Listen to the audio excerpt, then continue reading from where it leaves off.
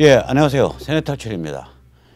트럼프 행정부 출신들의 핵심 인사들, 실제로는 트럼프 이너서클이라고 할 만한 사람들이 한국의 4.15 부정선거 의혹에 대해서 적극적으로 팔을 걷어붙이고 나서고 있습니다. 오늘 그 얘기를 전해드리도록 하겠습니다. 우선 잠깐 자율구독료 말씀드립니다. 신한은행 140-012-108-493 주백모 프로덕션 꾸준히 도와주셔서 문제없이 진행하고 있습니다. 그리고 잠깐 신간 안내 말씀드리겠습니다. 중국과 딥스테이트의 미국 정복 음모를 다루는 스텔스워, 저자는 로버트 스팔딩이고요. 제가 지금 교일 중이니까 늦어도 10월 중에는 나옵니다. 백모가 서명해서 특별 선판매합니다. 지금 주문해 주시면 한 분 한 분께 서명해서 올리도록 하겠습니다. 자, 우선 이게 좀 큰 그림을 좀 보시죠. 이게 한국과 미국 사이에 자유보수 공동전선이 만들어져 가고 있습니다. 이 자유보수 진영의 한미공조, 한미연대는 사실상 없었습니다. 이게 왜 그러냐면 일단 외교 라인을 보면 미국 국무부는 이게 지난 75년 동안 내내 PC 좌파 성향입니다. 실제로 우남 이승만에 대해서 우리가 얘기를 할 때 공산주의와 싸우는 게 어려운 게 아니라 미국 국무성과 싸우는 게 어려웠다 이런 얘기를 합니다. 또 그러면 이제 거기는 이제 관료니까 그렇다 치고 아카데미아는 어떠냐? 대학, 교수, 지식층. 여기는 해체주의 PC 좌파가 장악하고 있습니다. 한국도 그렇고 미국도 그렇고. 따라서 아카데미아를 통해서 한미 간의 자유보수 흐름이 공조하거나 공명을 일으킬 수 있는 그러한 그 기회는 지극히 취약합니다. 세 번째, 자유보수의 사상과 철학을 들고 파는 국제활동을 하는 한국 지식인은 거의 없습니다. 영어가 자유롭게 되고 지중해로부터 미국까지 이르는 서양 지성사를 대충 정확하게 파악하고 있고 또 이 서양사를 정확하게 이해하고 있고 그런 의미에서 한편으로는 르네상스, 다른 한편으로는 프로테스탄티즘에 기반한 지금 이 개인, 자유, 실존, 인간 존엄성 이런 것들을 이해하고 그것을 국제 무대에서 같이 이야기하는 그러한 지성이 대한민국에 거의 없습니다. 자, 그러니까 결국 미국의 그런 보수 세력과 한국의 자유보수 세력 사이는 어떻게 연결되어 있냐? 복음주의 기독교로만 연결되어 있습니다. 이런 상황에서 이번 8월 25일에 아주 역사적인 사건이 벌어집니다. 이 한국 자유보수 진영의 핵심 멤버와 미국 트럼프 진영 그쪽의 핵심 멤버가 4.15 선거 부정 의혹에 관한 한미 공동 컨퍼런스를 열게 됩니다. 여기서 잠깐 과연 한국 사회에 자유보수 진영이 존재하냐? 매우 드물지만 존재합니다. 저는 상당히 엄격하게 세 가지 판별 기준을 잡습니다. 문재인에 반대하는 세력은 많을 수 있어요. 이재명도 반대할 수 있어요. 이석기도 반대할 수 있고 심지어는 민노총도 반대할 수 있고 문재인에.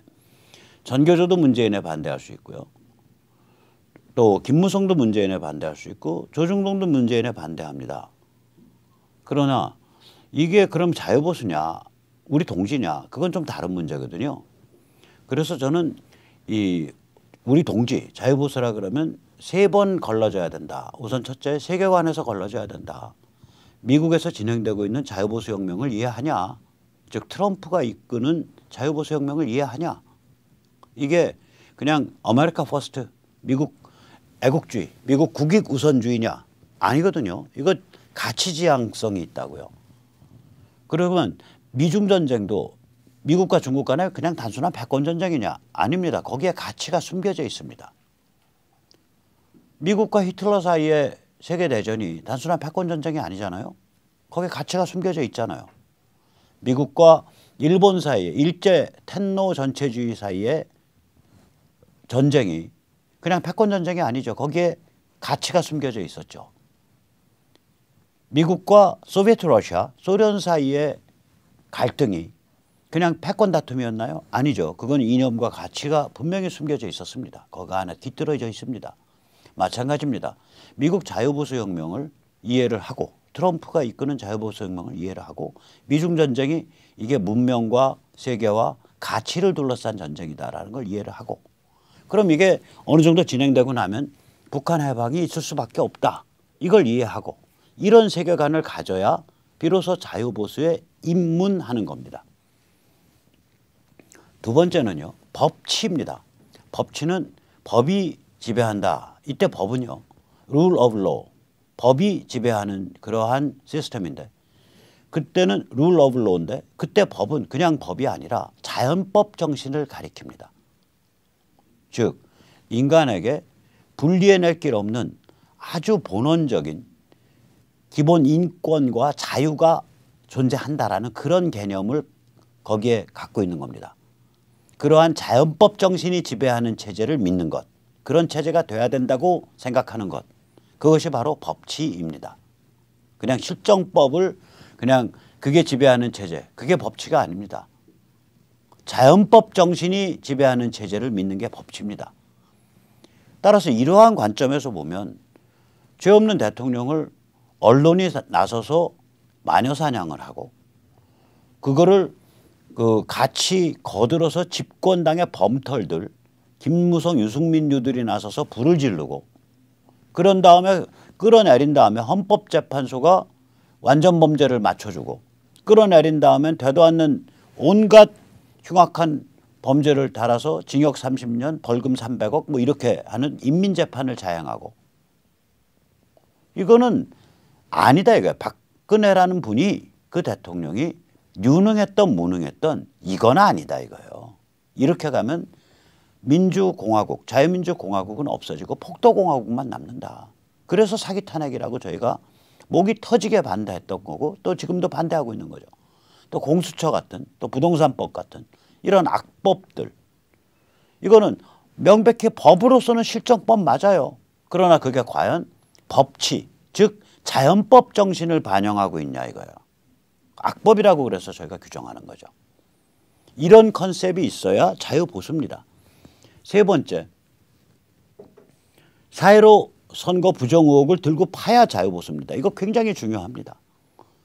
이건 왜냐? 선거라는 건 공화국의 근본이고 이번 사회로 선거에 대해서는 이해할 길 없는 그러한 그 방증 혹은 직접적인 통계 패턴 이게 말이 안 되는 것들이 나와 있고 거기에 대해서 문제를 제기한 것을 이해할 수 없이 법원이 지금 질질 끌고 있고 그래서 이건 부정선거 의혹이 있다 이거예요.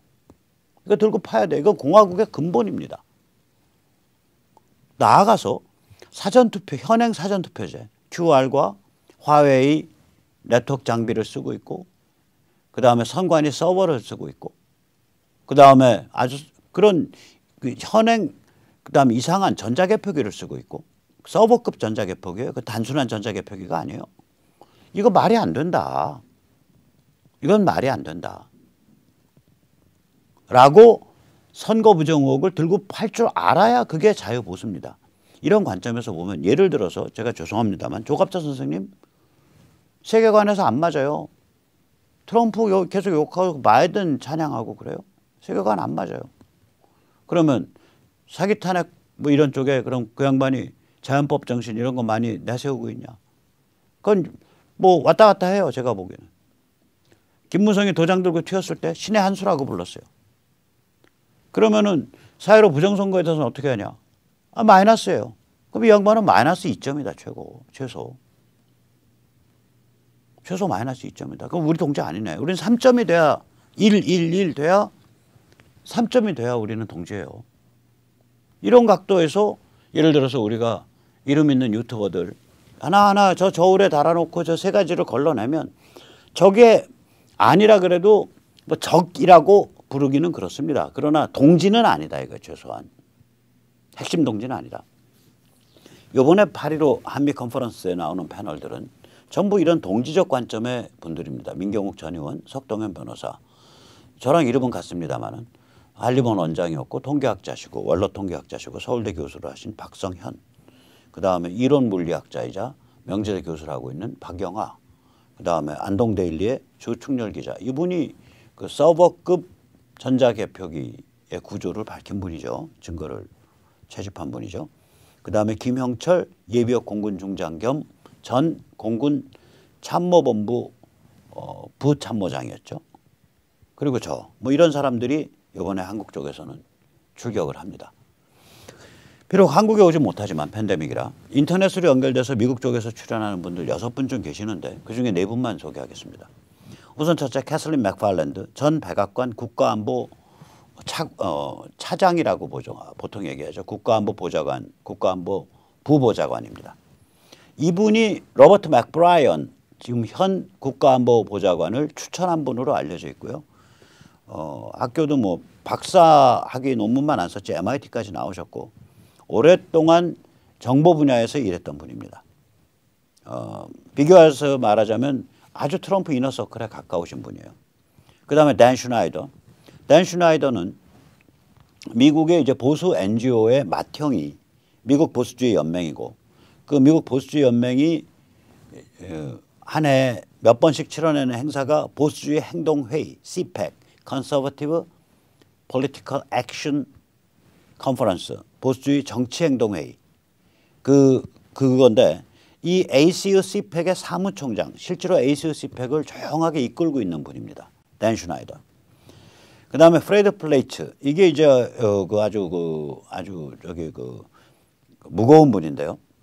이 미국의 정보기관을 총괄하는 기구는 백악관 국가안보회의입니다. 백악관 국가안전보장회의입니다. NSC. 그 NSC는 상설기구고요. 굉장히 큰 기구예요. 그 NSC는 국가안전보장회의는 우리나라 국가안보회의의 의장이 문재인이듯이 거기 국가안보회의 NSC의 의장은 트럼프 대통령입니다.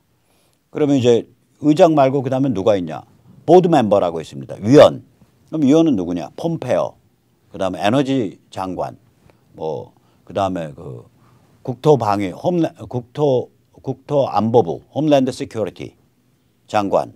뭐 이런 사람들. 그 다음에 국방장관. 뭐 이런 사람들이 줄줄하게 줄줄이 NSC 위원을 구성을 합니다.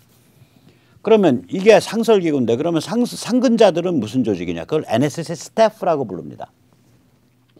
미국 사람들 이제 이런 용어가 있어요. NSC가 얼마나 살벌한 조직인지 얘기할 때 친구가 NSC에 근무한다고 쳐봐요. 친구한테 야 너 NSC에 근무한다며? 그런가 봐. 거기서 너 무슨 일 하냐? I sweep the floor. 나 그냥 빗자루질 들고 청소해. 알려고 하지만 알면 다쳐 그 소리예요. 이거 살벌한 기구입니다. NSC. 상설 정보기구고요. 여기에 모든 정보가 집중되는 기구예요. 집중되고 분석되는 기구인데 백악관 소속 상설기구죠. 이 NSC에 그러면 그 상근자들의 총책이 누구냐? 이게 Executive Secretary, 그러니까 사무총장입니다. 이거를 다른 말로는 Chief of Staff라고 부릅니다. NSC의 스태프장, 참모장. 그러니까 이게 이제 굉장히 무거운 분이죠. 정보계통에서 수십 년 일한 분입니다. 프레드 플레이츠. 그 다음에 이제 우리가 익숙해하는 고든창, 중국 및 국제질서 비평가죠. 그래서 이런 분들이 미국 쪽에서 참여를 해요. 그러니까 이런 분들한테 한국의 사회로 총선에 대해서 알려야 되기 때문에 몇 명이 모여서 저도 끼어서 한 20페이지에 달하는 이런 자료를 만들었어요. 이 자료 제목은 The Suspected Congress Election Rigging in South Korea. 대한민국에 있어서의 총선 부정 의혹이라고 해서 쭉 이런 자료를 한 20페이지쯤 만들어서 이분들께 다 보냈습니다. 아주 반응이 좋으세요. 뜨거우세요. 이 자료가 다루는 주제들을 보면 일단 통계 분표가 이게 말이 안 된다. 이게 이제 우리 통계학 원로이신 박 교수님, 그러니까 박 전 한림원장님, 그분이 정확히 짚어주시고 있죠. 그 다음에 뭐 굉장히 의심스러운 에피소드들이 많다. 예를 들어서 아니 어떻게 떡진 빳빳한 신권이 막 튀어나오냐. 다 접어야 되는데 보통 접어서 넣는데 그것도 한두 장이 튀어나오는 것도 아니고 그냥 뭉치로 신권 뭉치가 튀어나오냐. 어떻게 두 장씩 달라붙은 게 튀어나오냐. 말이 안 된다 이거는. 이제 이런 얘기들이거든요. 저희가 하는 얘기가. 예, 그래 의심스러운 에피소드가 이게 많이 있죠. 그 다음에 이제 QR. 이 QR이 선거법상에는 그러니까 바코드 가로치고 막대 모양의 그래프인데 이 사람들 QR 쓰는 걸 고집한다고요. 그럼 QR은 뭐가 좋냐? 여러 데이터를 심을 수 있어요. 그리고 눈에 안 띄게 안 보이는 층위로 데이터를 심을 수도 있고요. 그걸 스테가노그래피라 그러는데 겉으로 드러나는 QR 값하고 눈에 안 보이는 값이 다를 수가 있다고요. 그래서 QR은 굉장히 위험한 물건이에요. 이런 데서 쓰기는. 근데 이게 주구장창 QR을 쓴다 그러거든. 거기다 QR 쓰고 났더니 투표지 본체에 그 투표지 한 장 한 장의 고유값을 가진 그 값이 남아있단 말이에요. 원래 그거는 투표지가 이렇게 있으면요. 본투표 같으면 그 고유값 있는 부분은 이쪽에서 잘라집니다. 이렇게 돼서 잘라져요. 이렇게. 근데 이거는 사전투표지 쪽은 이게 없는 거예요. 잘라지는 부분이 없고 여기에 QR이 가운데 뻑 박혀 있으니까 그러면 이게 예를 들어서 1, 2, 3, 7, 8, 9, 10번이다. 뭐 이걸 알 수 있는 거예요. 그럼 만약에 이제 선관위는 부정하고 있지만 누가 해킹을 해서 1, 2, 3, 4, 5, 6, 7, 8, 9, 2, 3번이 박성현이한테 발급된 사전투표지였어. 그럼 박성현의 투표 로그가 남아버리게 되는 게 돼요. 이게 비밀투표 깨져요. 그래서 이거는 아닌 것 같다. 이거는 법에도 안 맞고 그래서 이런 얘기가 있고요. 그 다음에 이제 이 전자개표기. 이 전자개표라는 건요. 결국은 이거 아니에요. 이렇게 투표지가 있으면 도장이 여기 찍혔냐, 여기 찍혔냐, 여기 찍혔냐, 여기 찍혔냐죠. 그 도장 찍힌 위치 식별하는 거거든요. 이거는 이런 문자 식별, 이렇게 문자로 쫙 돼 있는 거 문자 식별보다 훨씬 쉬운 겁니다. 도장 찍는 위치 식별은. 그 여기 서버급이 갈 이유가 없는 거예요. 근데 실제로 이 사람들이 한 짓은 뭐냐면 서버급 보드를 채워놓고 그것도 아마도 통신 기능이 있는 것 같은 그래가지고 이 투표지를 전부 스캔해서 그 스캔 이미지를 저장을 했고 거기까지는 확인이 돼요. 자기들 입으로 확인해줘요. 그러면 투표지의 이미지를 저장하고 있단 말이에요. 말이 되냐고요. 근데 그 투표지 하나하나는 고유값을 갖고 있고 말이 안 되는 얘기죠. 말이 안 되는 얘기입니다. 사실은. 거기다가 투표지 하나하나가 고유값을 갖고 있는 데다가 이게 만약에 그 서버급이니까 처음부터 그게 말하자면은 그 이미지로 저장하는 것과 동시에 코드 값을 읽었을 수 있을 거라고요. 읽었다는 그런 추정까지 가능하다. 그런 의심까지. 워낙 빵빵하니까 이게 그렇게 빵빵한 거 쓸 필요가 없는데 이건 비유적으로 말하면 뭐냐면요.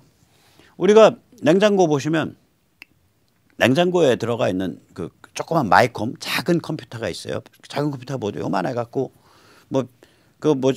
별로 많이 지능도 못 담아요. 근데 얘는 PC보다 더 빵빵한 보드를 차고 있다고요. 우리 노트북 PC보다. 지능 엄청나게 담을 수 있어요.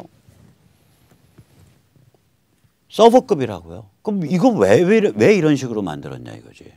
너 딴 생각 있는 거 아니냐? 이 의심할 수밖에 없다고요.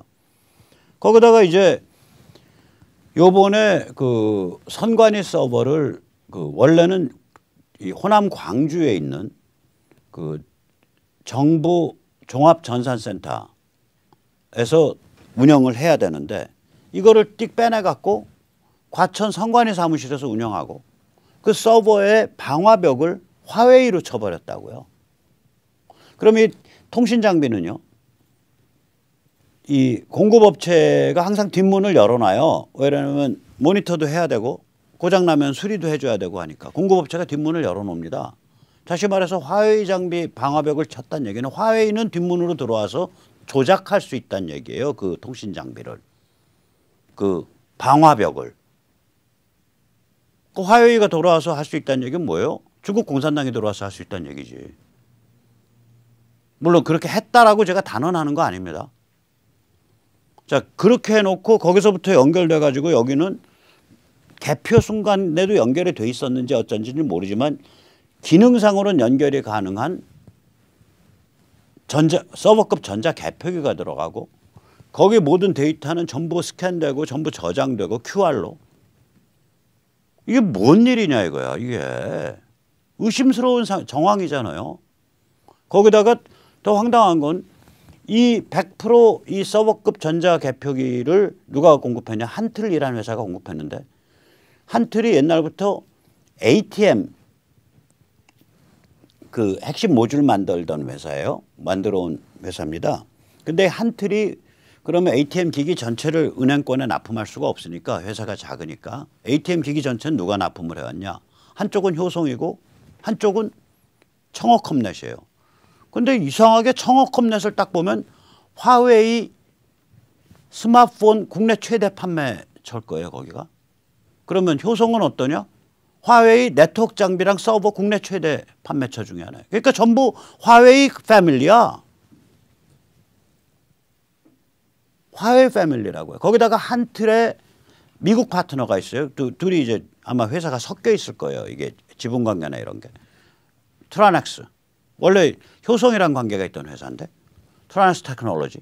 거기는 미국의 ATM 시장에 그러니까 미국 길거리에 그 신용카드 넣고 돈 뽑는데 그 시장에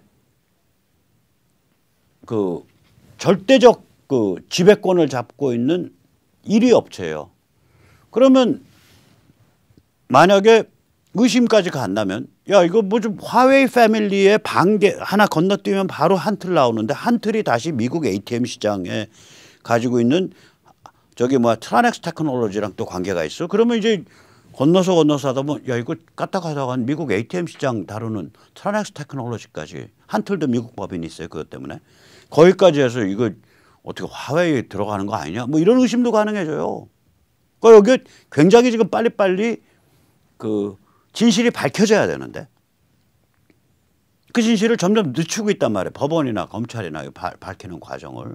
법원 같으면 대법원이 빨리빨리 진실 밝혀야 되는데 그 조치를 밟아줘야 하는데 지금 역사상 제일 오랫동안 끌고 있어요. 아무 조치 안 취하고.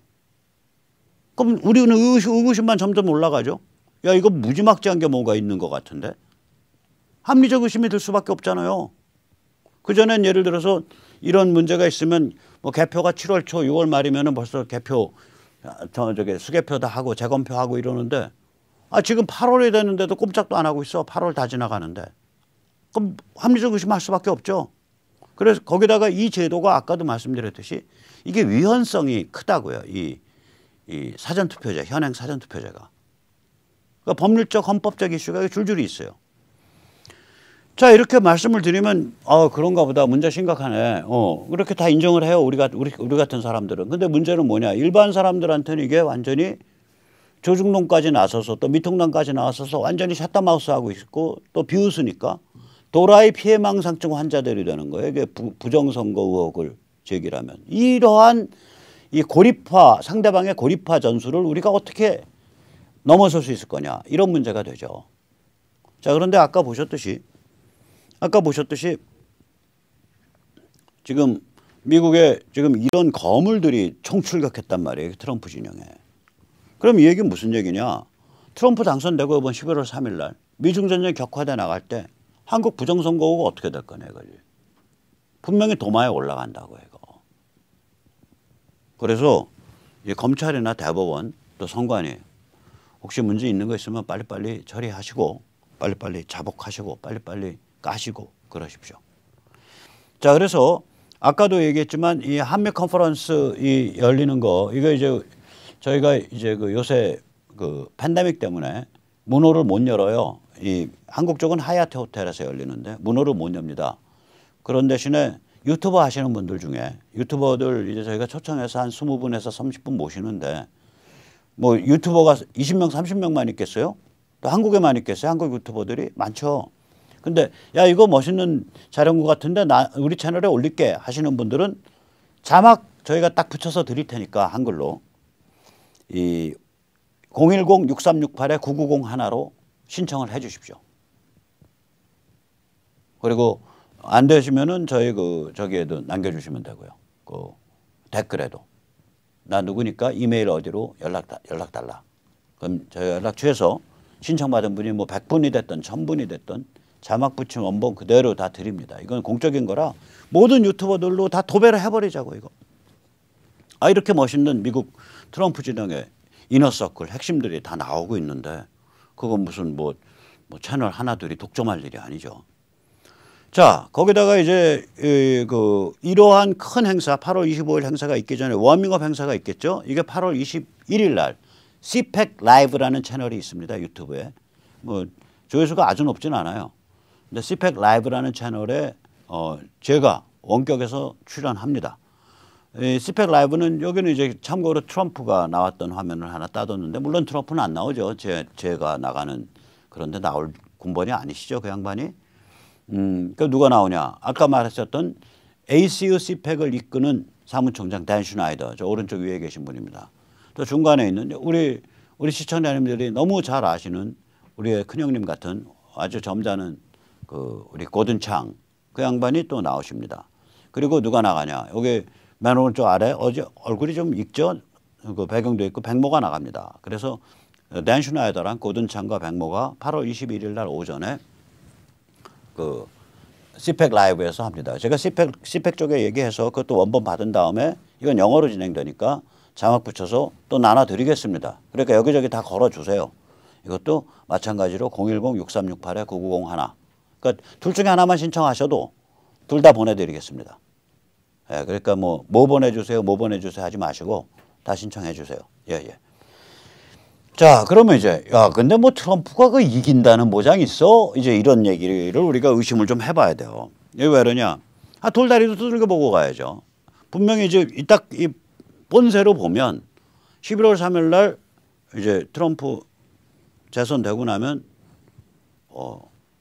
이제 북한 오늘 내일 할 거고 미중 전쟁 확 밀어붙일 거고 그다음에 이제 본세로 보면 이게 이제 트럼프 진영 사람들이 팔 걷어붙이고서 대한민국의 사회로 총선에 부정이 있었냐 없었냐 들여다 보겠다고 튀어든 거란 말이에요. 가만 곱게 진행할 상황이 아니죠. 그러니까 우리가 트럼프 당선되겠냐 이걸 봐야죠.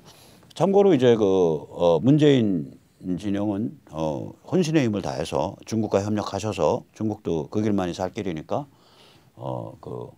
바이든과 카말라 그 바퀴벌레 세트들이 당선되도록 최선을 다하십시오. 그렇게 거기에 명운을 거실 수밖에 없네. 우리는 트럼프가 당선되도록 최선 다할게요. 전화 걸고 미국 교포들한테 우리 시청자님들 미국 분들께 트럼프 찍으세요라고 말씀드리고 우리는 그쪽으로 갈 테니까 한번 해보자고요. Why not?